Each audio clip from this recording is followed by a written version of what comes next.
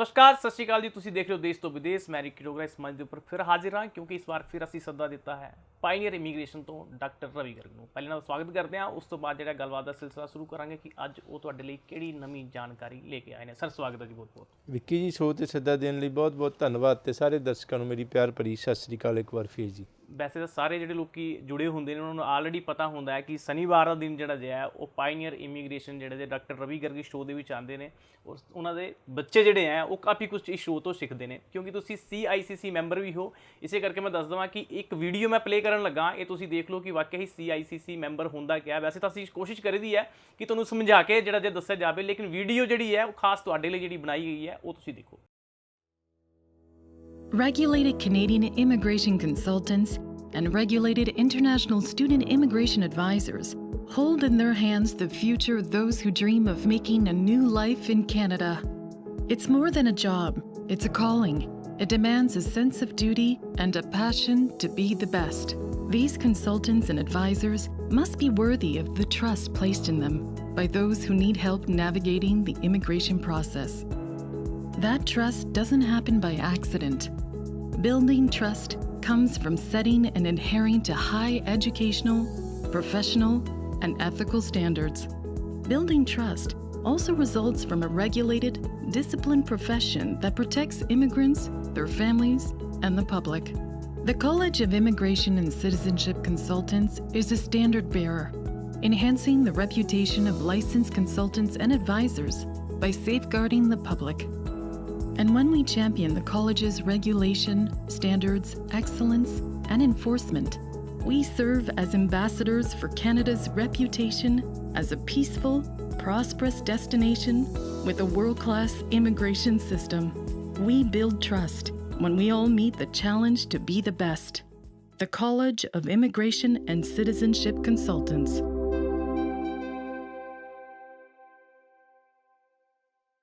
जी बिल्कुल, ये जी वीडियो सीगी ये तुसी देखी और तुहाडे बच्चे ने भी देखी होनी है। हुण तुहानूं ये पता लग गया होना इस वीडियो तो बाद कि जिहड़ा एक कैनेडा नूं रिप्रजेंट करता है कोई भी कंसलटेंट, चाहे वो CICC मैंबर है, लेकिन तुसी एक गल दा ध्यान रखिया करो कि जदों भी अपनी फाइल जिहड़ी जी है किसी भी कंसलटेंट को कोई दिंदे हो तुसी किते भी, चाहे आपदे आस पास या नेड़े शहर तुसी जिहड़ा तुहानूं पैंदा किते भी जांदे हो, तां उहनूं एक वारी पुछ लिया करो कि भाई तू CICC मैंबर हैगा कि नहीं।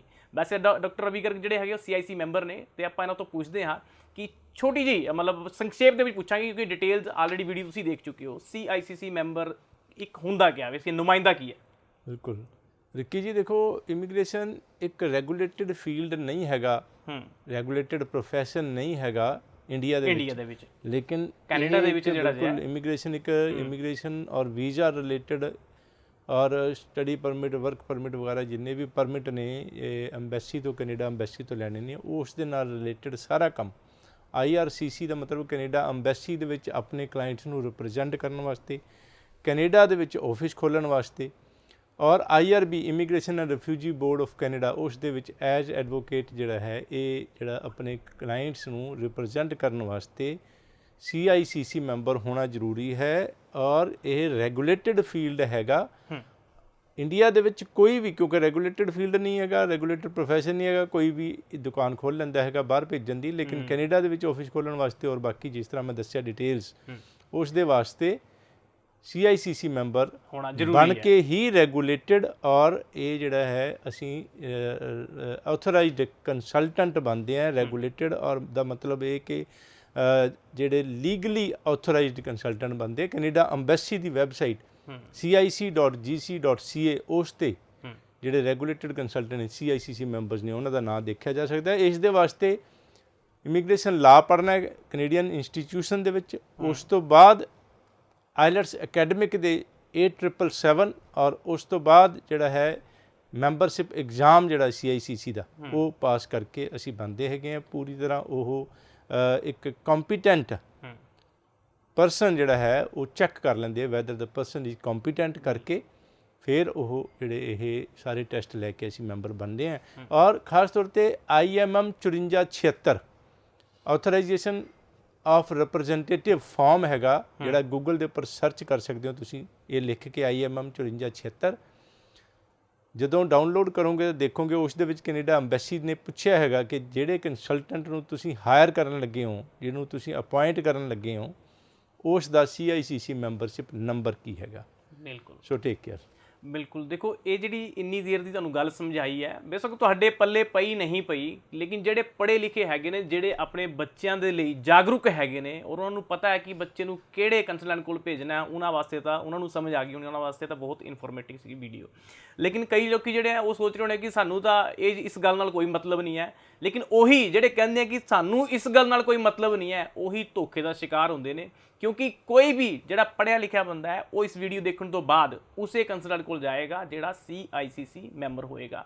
ਬਾਕੀ ਤਾਂ ਦੁਕਾਨਾਂ ਬਹੁਤ ਖੁੱਲੀਆਂ ਨੇ, ਉੱਥੇ ਜਾ ਕੇ ਆਪਣੇ ਬੱਚੇ ਦਾ ਜਿਹੜਾ ਭਵਿੱਖ ਖਰਾਬ ਕਰਨਾ ਉਹ ਤੁਹਾਡੀ ਆਪ ਦੀ ਮਰਜ਼ੀ ਹੈ। ਪਾਇਨੀਅਰ ਇਮੀਗ੍ਰੇਸ਼ਨ ਦੇ ਦਰਵਾਜ਼ੇ ਤੁਹਾਡੇ ਲਈ ਖੁੱਲ੍ਹੇ ਨੇ, ਜਦੋਂ ਮਰਜ਼ੀ ਤੁਸੀਂ ਇੱਥੇ ਵਿਜ਼ਿਟ ਕਰ ਸਕਦੇ ਹੋ। ਔਰ ਸਭ ਤੋਂ ਵੱਡੀ ਗੱਲ ਕਿ ਸਕਰੀਨ ਦੇ ਉੱਪਰ ਜਿਹੜਾ ਜੇ ਸਾਰੇ ਸ਼ਹਿਰਾਂ ਦੇ ਜਿਹੜੇ ਇਹਨਾਂ ਦੇ ਆਫਿਸ ਹੈਗੇ ਨੇ ਉਹ ਫਲੈਸ਼ ਹੋ ਰਹੇ ਨੇ। ਤੁਸੀਂ ਜਿਹੜਾ ਵੀ, ਇਹ ਨਹੀਂ ਹੈ ਕਿ ਤੁਸੀਂ ਚੰਡੀਗੜ੍ਹ ਹੀ ਆਉਣਾ ਹੈ, ਜਿਹੜਾ ਵੀ ਸ਼ਹਿਰ ਜਿਹੜਾ ਤੁਹਾਨੂੰ ਨੇੜੇ ਪੈਂਦਾ ਉੱਥੇ ਜਾ ਕੇ ਤੁਸੀਂ ਵਿਜ਼ਿਟ ਕਰ ਸਕਦੇ ਹੋ। ਇਹਨਾਂ ਦਾ ਜਿਹੜਾ ਪਾਇਨੀਅਰ ਇਮੀਗ੍ਰੇਸ਼ਨ ਦਾ ਸਟਾਫ ਹੈ ਉਹ ਡਾਕਟਰ ਰਵੀ ਆਪ ਜਿਹੜਾ ਜੇ ਆਪ ਦੀ ਸੁਪਰਵਿਜ਼ਨ ਦੇ ਵਿੱਚ ਰੱਖਦੇ ਨੇ ਔਰ ਆਪ ਟ੍ਰੇਨ ਕੀਤਾ ਹੋਇਆ ਹੈ। ਤੁਸੀਂ ਇਹ ਨਾ ਸਮਝਿਆ ਕਰੋ ਕਿ ਜੇ ਚੰਡੀਗੜ੍ਹ ਜਾਓਗੇ ਤਾਂ ਹੀ ਜਿਹੜਾ ਵੀਜ਼ਾ ਲੱਗੇਗਾ। ਪਾਇਨੀਅਰ ਇਮੀਗ੍ਰੇਸ਼ਨ ਦੇ ਜਿਹੜੇ ਆਫਿਸ ਨੇ ਨੇੜੇ, ਕੋਈ ਵੀ ਤੁਹਾਨੂੰ ਸ਼ਹਿਰ ਜਿਹੜਾ ਲੱਗਦਾ ਹੈ ਉੱਥੇ ਜਾ ਕੇ ਤੁਸੀਂ ਵਿਜ਼ਿਟ ਕਰ ਸਕਦੇ ਹੋ।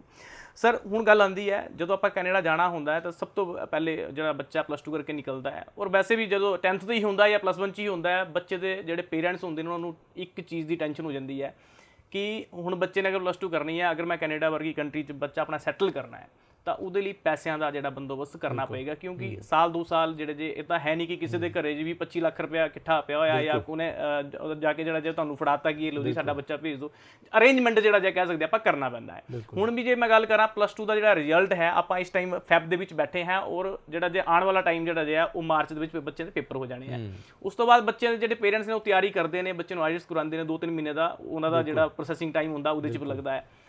ਹੁਣ 2-3 ਮਹੀਨੇ ਉਹੀ ਅਗਰ ਪੇਰੈਂਟਸ ਚਾਹਣ ਕਿ ਉਹਨਾਂ ਨੇ ਫੰਡਸ ਦਾ ਵੀ ਅਰੇਂਜ ਕਰਨਾ ਹੈ ਤਾਂ ਕੈਨੇਡਾ ਵਰਗੀ ਕੰਟਰੀ ਦੇ ਵਿੱਚ ਅਗਰ ਕਿਸੇ ਨੇ ਅੱਛੀ ਯੂਨੀਵਰਸਿਟੀ, ਪਬਲਿਕ ਯੂਨੀਵਰਸਿਟੀ ਵਿੱਚ ਕੋਈ ਆਪਣੇ ਬੱਚੇ ਨੂੰ ਭੇਜਣਾ ਹੋਏ ਅੱਛੇ ਕੋਰਸ ਲਈ, ਤਾਂ ਕਿਤਨਾ ਕਿ ਪੈਸਾ ਜਿਹੜਾ ਜਿਹਾ ਇੱਕ ਲੈ ਕੇ ਚੱਲੇ ਇੱਕ ਪੇਰੈਂਟਸ ਕੀ ਇੰਨੇ ਕਿ ਪੈਸਾ ਬੱਚੇ ਦੇ ਵਾਸਤੇ ਲੱਗਣਾ ਹੈ।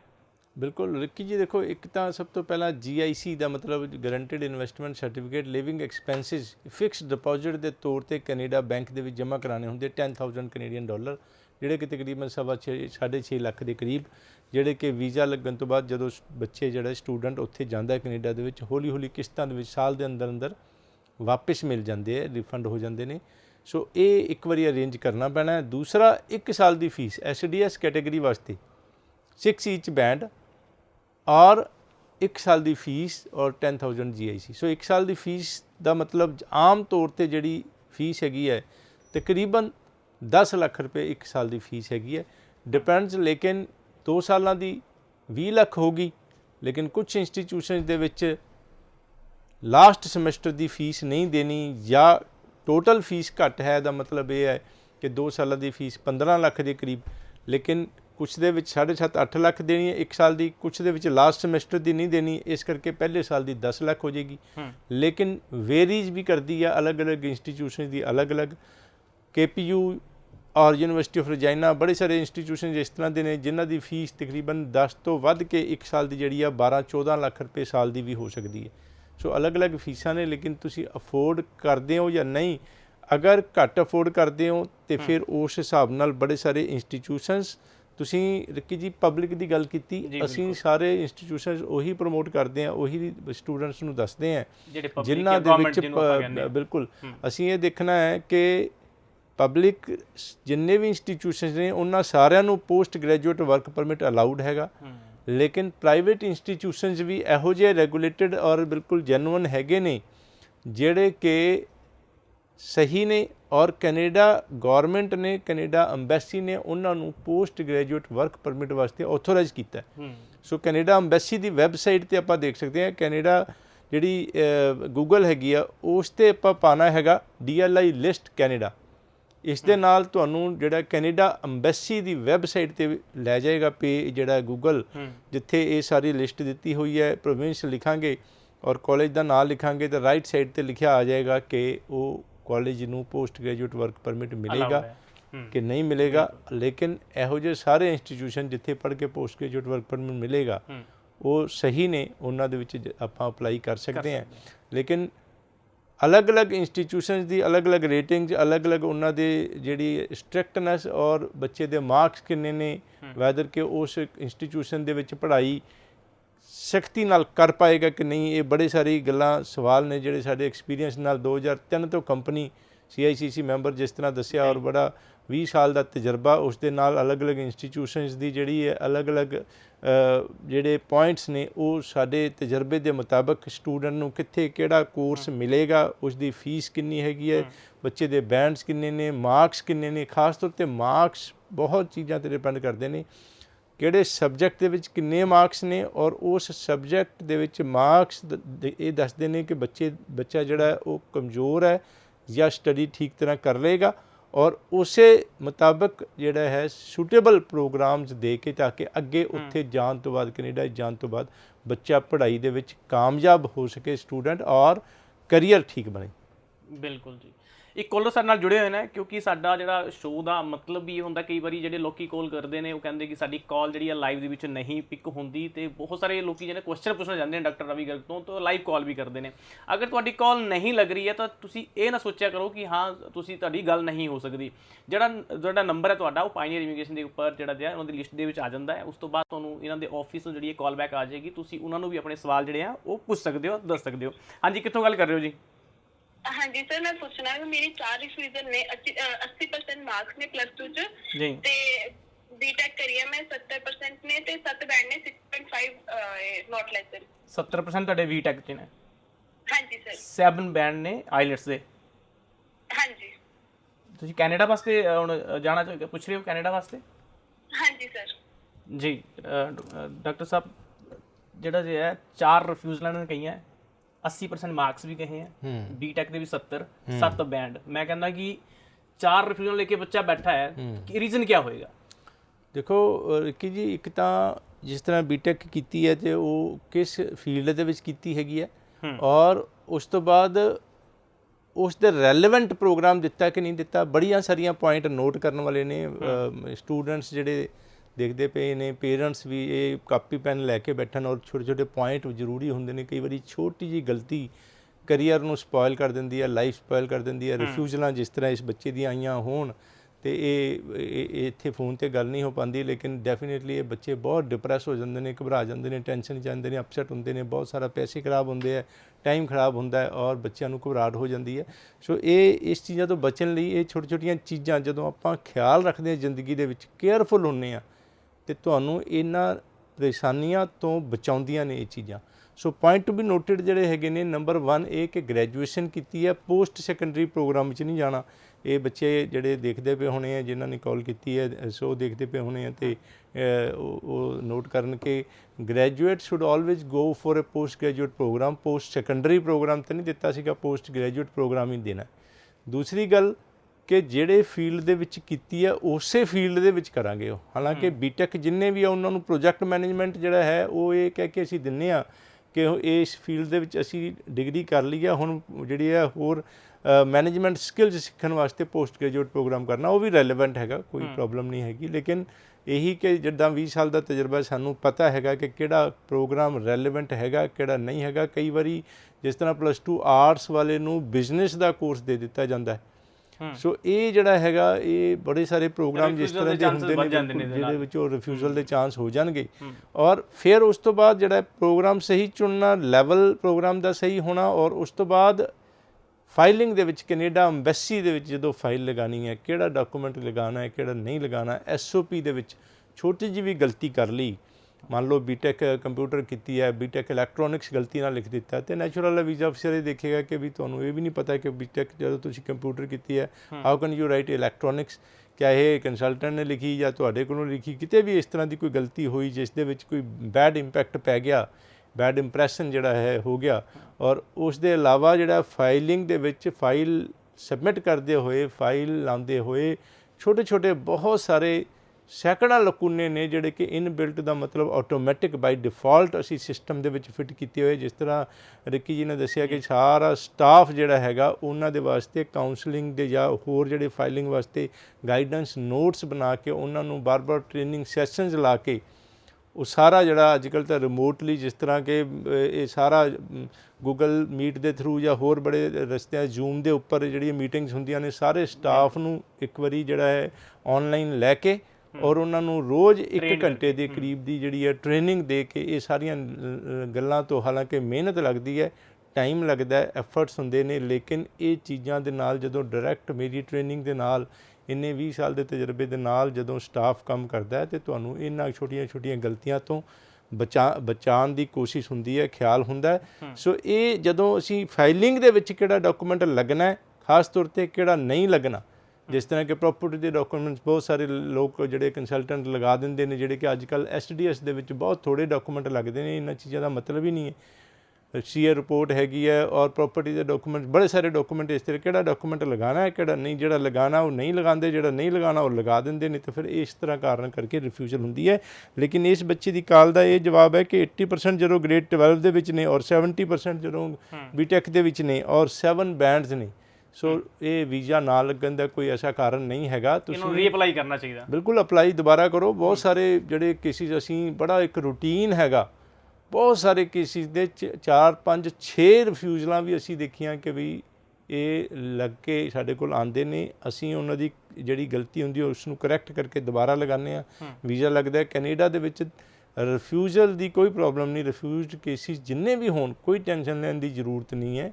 ਆਓਗੇ ਸਾਡੇ ਆਫਿਸਿਸ ਦੇ ਵਿੱਚ ਜਾ ਕੇ ਵਿਜ਼ਿਟ ਕਰੋਗੇ, ਆਪਣਾ ਪ੍ਰੋਫਾਈਲ ਡਿਸਕਸ ਕਰੋ ਔਰ ਦੁਬਾਰਾ ਕੇਸ ਲਗਾਵਾਂਗੇ ਔਰ ਕੋਈ ਪ੍ਰੋਬਲਮ ਨਹੀਂ। ਖਾਸ ਤੌਰ 'ਤੇ ਤੁਸੀਂ ਦੇਖੋ Facebook, Instagram, YouTube channel Pioneer Immigration ਦਾ ਜ਼ਰੂਰ ਸਬਸਕ੍ਰਾਈਬ ਕਰੋ।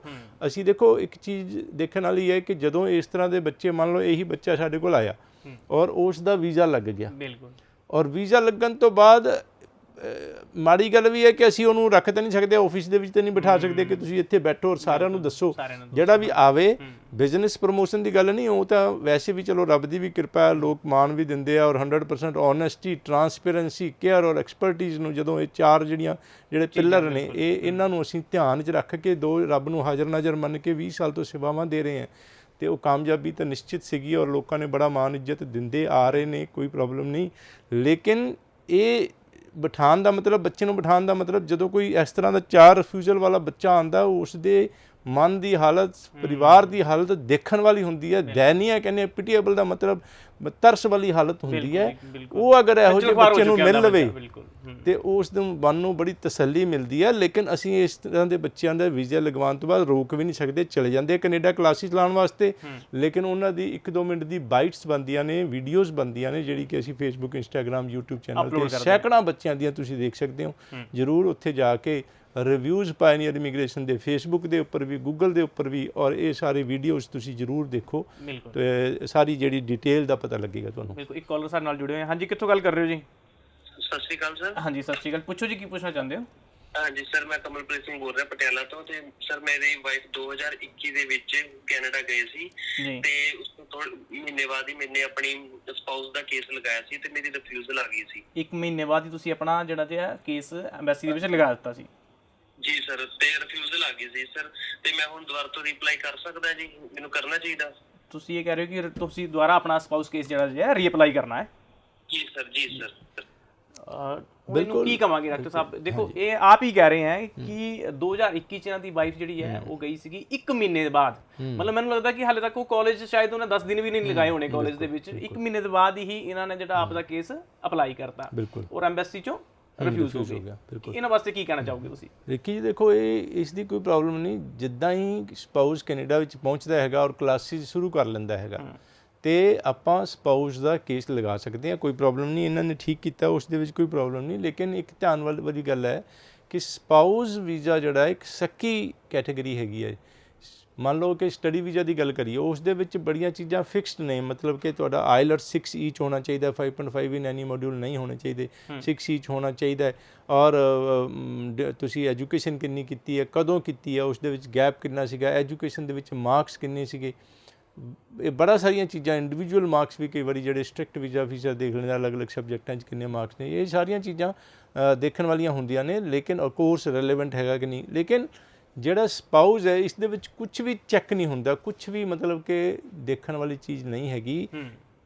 ਕੋਈ ਵੀ ਕੈਨੇਡਾ ਗਿਆ ਹੋਇਆ ਪਰਸਨ ਜਿਹੜਾ ਸਟੂਡੈਂਟ ਜਾਂ ਵਰਕ ਪਰਮਿਟ ਵਾਲਾ ਪਰਸਨ ਜਾਂ PR ਵੀ ਇਹ ਕਹਿ ਦੇਵੇ ਕਿ ਇੰਡੀਆ ਜਾਂ ਕਿਸੇ ਵੀ ਕੰਟਰੀ ਵਿੱਚ ਇਸ ਬੰਦੇ ਦੇ ਇਸ ਸਪਾਊਸ ਦੇ ਨਾਲ ਹਸਬੈਂਡ ਕਹਿ ਦੇਵੇ ਇਹ ਮੇਰੀ ਵਾਈਫ ਹੈ, ਵਾਈਫ ਗਈ ਹੈ ਤੇ ਉਹ ਕਹਿ ਦੇਵੇ ਮੇਰਾ ਹਸਬੈਂਡ ਹੈ, ਚਾਹੇ ਵਿਆਹ ਪਹਿਲਾਂ ਕਰਾਇਆ ਸੀ ਵੀਜ਼ੇ ਤੋਂ ਪਹਿਲਾਂ ਜਾਂ ਵੀਜ਼ਾ ਲੱਗ ਕੇ ਉੱਥੇ ਚਲਾ ਗਿਆ, ਆ ਕੇ ਵਿਆਹ ਕਰਾ ਕੇ ਉਸ ਤੋਂ ਬਾਅਦ ਕਹਿ ਦਿੱਤਾ ਜੀ ਇਹਦੇ ਨਾਲ ਮੈਂ ਵਿਆਹ ਕਰਾ ਲਿਆ, ਇਹਨੂੰ ਮੈਂ ਲੈ ਕੇ ਜਾਣਾ ਹੈ। ਸੋ ਇਹ ਮੇਰਾ ਮੁੱਖ ਦੀ ਗੱਲ ਸਪਾਊਸ ਹੈ ਮੇਰਾ ਇਹ।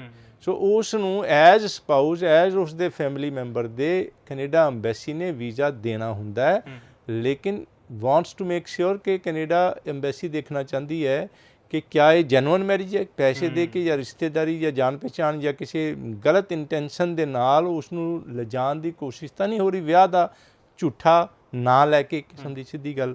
ਸੋ ਲੇਕਿਨ ਇਸ ਚੀਜ਼ ਨੂੰ ਚੈੱਕ ਕਰਨਾ ਹੁੰਦਾ ਕਿ ਜਿਹੜੀ ਮੈਰਿਜ ਆਫ ਕਨਵੀਨੀਅੰਸ ਕਹਿੰਦੇ ਆ, ਮੈਰਿਜ ਆਫ ਕਨਵੀਨੀਅੰਸ ਦਾ ਮਤਲਬ ਕਿ ਝੂਠੀ ਮੈਰਿਜ ਦੇ ਨਾਲ, ਪੇਪਰ ਮੈਰਿਜ ਦੇ ਨਾਲ ਇਸ ਨੂੰ ਲਿਜਾਣ ਦੀ ਕੋਸ਼ਿਸ਼ ਤਾਂ ਨਹੀਂ। ਔਰ ਇਹੋ ਜਿਹੇ ਬਹੁਤ ਸਾਰੇ ਸੈਂਕੜਾਂ ਨਹੀਂ ਹਜ਼ਾਰਾਂ ਕੇਸਿਸ ਹੋ ਚੁੱਕੇ ਨੇ। ਬਾਅਦ ਦੇ ਵਿੱਚ ਇਹੋ ਜਿਹੇ ਹੀ ਕੇਸਿਸ ਕੈਨੇਡਾ ਜਾ ਕੇ ਆਪਸ ਵਿੱਚ ਕਈ ਵਾਰ ਮਨਮੁਟਾਵ ਲੜਾਈ ਦੇ ਨਾਲ ਫਿਰ ਉਹ ਦੱਸਦੇ ਨੇ ਕਿ ਜੀ ਇਹ ਗਲਤ, ਇਸਨੇ ਇੰਨੇ ਪੈਸੇ ਲਏ ਸੀ ਔਰ ਮੈਨੂੰ ਲੈ ਕੇ ਆਏ ਸੀ ਜਾਂ ਇਹ ਸਾਰੀਆਂ ਗੱਲਾਂ। ਸੋ ਇਹ ਇਸ ਚੀਜ਼ ਨੂੰ ਧਿਆਨ ਵਿੱਚ ਰੱਖ ਕੇ ਗੇਹੂੰ ਦੇ ਨਾਲ ਜਿਹਨੂੰ ਕਹਿੰਦੇ ਘੁਣ ਵੀ ਪਿਸ ਜਾਂਦਾ ਹੈ ਤੇ ਉਸ ਦਾ ਮਤਲਬ ਇਹ ਕਿ ਵੀ ਇਹ ਜੈਨੂਅਨ ਮੈਰਿਜ ਜਿਹੜਾ ਬੰਦਾ ਪਰਸਨ ਇਹ ਕਹਿੰਦਾ ਕਿ ਮੇਰੀ ਤਾਂ ਸੱਚੀ ਮੁੱਚੀ ਦੀ ਸਹੀ ਮੈਰਿਜ ਹੈ, ਮੇਰੇ ਤੇ ਕਿਵੇਂ ਸ਼ੱਕ ਕਰਨਗੇ। ਸੋ ਉਹ ਵੀ ਘੁਣ ਵੀ ਪਿਸ ਜਾਂਦਾ ਗੇਹੂੰ ਦੇ ਨਾਲ ਦਾ ਮਤਲਬ ਇਹ ਕਿ ਫਿਰ ਇਹ ਜਿਹੜਾ ਜੈਨੂਅਨ ਜਿੰਨੀ ਮਰਜ਼ੀ ਮੈਰਿਜ ਹੋਵੇ ਡਿਪੈਂਡ ਕਰਦਾ ਤੁਹਾਡੇ ਪੇਪਰਸ ਤੇ। ਅੰਬੈਸੀ ਨੇ ਤੁਹਾਡੇ ਪੇਪਰ ਦੇਖਣੇ ਨੇ, ਮੈਰਿਜ ਕਿੱਦਾਂ, ਮੈਰਿਜ ਦੇ ਸਾਰੇ ਡਾਕੂਮੈਂਟਸ, ਮੈਰਿਜ ਦੀ ਸਾਰੇ ਫੋਟੋਗ੍ਰਾਫਸ, ਮੈਰਿਜ ਤੋਂ ਪਹਿਲਾਂ ਕਿਵੇਂ ਤੁਹਾਡੇ ਲਿੰਕਸ ਬਣੇ, ਮੈਰਿਜ ਦੀ ਜਿਹੜੀ ਇਹ ਸੈਰੇਮਨੀਜ਼ ਸਾਰੀਆਂ, ਮੈਰਿਜ ਤੋਂ ਬਾਅਦ ਹਨੀਮੂਨ ਤੇ ਗਏ, ਇਹ ਸਾਰੇ ਹੋਟਲ ਵਗੈਰਾ ਦੇ ਬਿੱਲ ਔਰ ਸਾਰੀ ਜਿਹੜੀ ਫਾਈਲ ਕਿਵੇਂ ਤੁਹਾਡੇ ਹਸਬੈਂਡ ਵਾਈਫ ਦੇ ਰਿਲੇਸ਼ਨਸ਼ਿਪ ਜੈਨੂਅਨ ਪ੍ਰੂਵ ਹੁੰਦੇ ਨੇ, ਦਾ ਮਤਲਬ ਇਕੱਠੇ ਨਾ ਬੈਂਕ ਦੇ ਵਿੱਚ, ਇੰਸ਼ੋਰੈਂਸ ਦੇ ਵਿੱਚ ਵਗੈਰਾ ਵਗੈਰਾ, ਜਿਹੜਾ ਪਾਸਪੋਰਟ ਦੇ ਉੱਪਰ ਸਾਰਾ ਇਹ ਡਿਟੇਲਸ ਦੇਖ ਕੇ ਔਰ ਇਹ ਸਾਰੀ ਜਿਹੜੀ ਚੈਟਸ ਦਾ ਮਤਲਬ ਇਹ ਕਿ ਜਦੋਂ ਇਹ ਕੈਨੇਡਾ 'ਚ ਨੇ ਤੁਹਾਡੇ ਵਾਈਫ ਤੁਹਾਡੇ ਨਾਲ ਕਿੰਨੀ ਗੱਲਬਾਤ ਹੁੰਦੀ ਹੈ, ਉਸ ਦੇ ਸਾਰੇ ਕੀ ਗੱਲ ਹੁੰਦੀ ਹੈ, ਇਹ ਬੜੀਆਂ ਸਾਰੀਆਂ ਇਹ ਛੋਟੀਆਂ ਜਿਹੀਆਂ ਗੱਲਾਂ ਦੱਸੀਆਂ। ਔਰ ਸਭ ਤੋਂ ਵੱਡੀ ਜਿਹੜੀ ਗੱਲ ਹੈ ਕਿ ਜਿਹੜੇ ਸਪਾਊਸ ਨੇ ਇੱਥੋਂ ਜਾਣਾ ਹੈਗਾ ਉਹ ਇਹ ਕਹਿ ਕੇ ਜਾਂਦੇ ਨੇ ਕਿ ਭਾਵੇਂ ਵਾਪਸ ਆਉਂਦੇ ਨੇ ਜਾਂ ਵਾਪਸ ਨਹੀਂ ਆਉਂਦੇ ਇੰਡੀਆ 'ਚ, ਕੈਨੇਡਾ ਜਾਣ ਤੋਂ ਬਾਅਦ, ਉਹ ਵੱਖਰੀ ਗੱਲ ਹੈ, ਲੇਕਿਨ ਕਹਿਣਾ ਇਹ ਹੁੰਦਾ ਹੈ ਕਿ ਜੀ ਮੈਂ ਥੋੜ੍ਹੇ ਚਿਰ ਵਾਸਤੇ ਉੱਥੇ ਮਿਲਣ ਜਾਣਾ ਹੈ ਤੇ ਵਾਪਸ ਆ ਜਾਵਾਂਗਾ।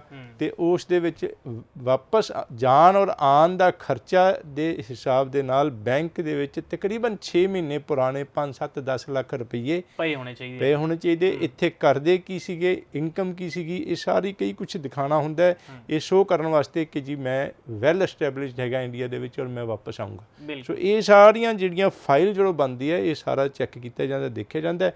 ਔਰ ਕਈ ਵਾਰੀ ਗਲਤੀਆਂ ਇਸ ਤਰ੍ਹਾਂ ਦੀਆਂ ਹੁੰਦੀਆਂ ਨੇ ਕਿ ਨਹੀਂ ਸੁਧਾਰੀਆਂ ਜਾ ਸਕਦੀਆਂ, ਕਈ ਵਾਰੀ ਸੁਧਾਰੀਆਂ ਜਾ ਸਕਦੀਆਂ ਨੇ।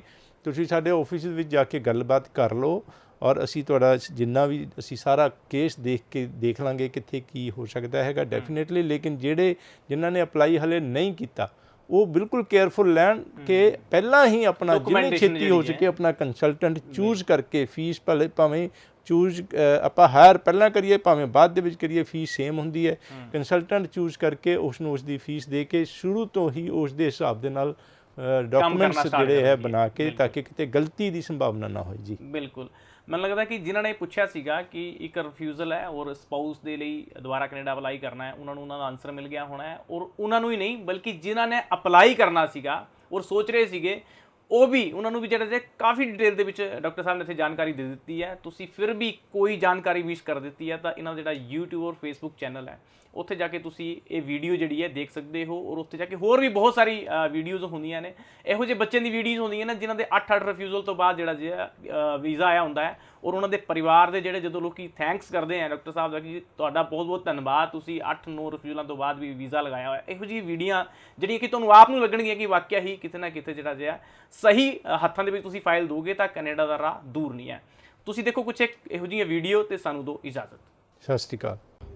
My name is Charandeep Kaur and I recently completed my +2 from my nearby place, and then I started doing IELTS, and in that exam I got 6.5 bands, and after that someone suggested me that the Pioneer Immigration is best and I have to take counseling from that institute. Then I come here and I met to Mr. Ravikar, and after that I apply for a visa and I got my visa in just 13 days. Thank you Pioneer Immigration and Ravi sir.